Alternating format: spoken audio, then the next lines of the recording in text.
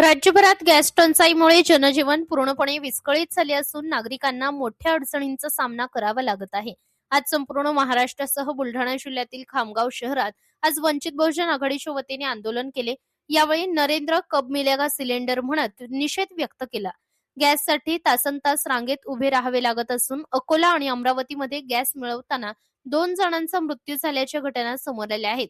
Gas अभावी चहाच्या टपऱ्या, hotels, छोटे व्यवसाय ठप्प झाले असून अनेक ठिकाणी नागरिकांना लाकडाच्या चुलीवर स्वयंपाक करावा लागत आहे।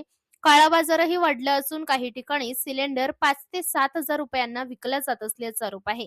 विद्यार्थी, रिक्षा चालक, छोटी व्यावसायिक यांच्यावर याचा मोठा परिणाम झाला आहे। आंदोलनकर्त्यांनी गॅस पुरवठा सुरळीत करावा, काळा बाजार थांबवावा आणि दोषींवर कारवाई करावी अशी मागणी केली आहे। गॅस टंचाईवर सरकार काय निर्णय घेणार, सर्वसामान्यांचा थेट सवाल। यावेळी खामगाव तालुक्यातील वंचित बहुजन आघाडीचे कार्यकर्ते उपस्थित होते। Bureau report, India news 1 Marathi.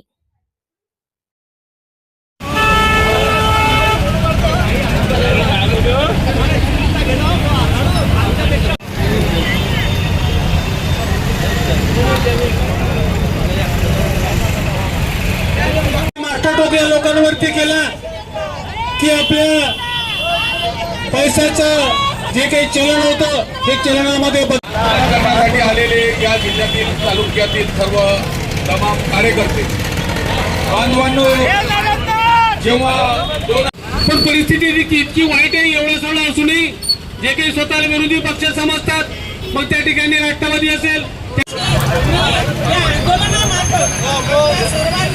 विनंती करते आणि मी माझे 2 आर्थिक परिस्थिती या देशाची आहे। देश हा कर्जाच्या ओझ्याखाली डोळत आहे।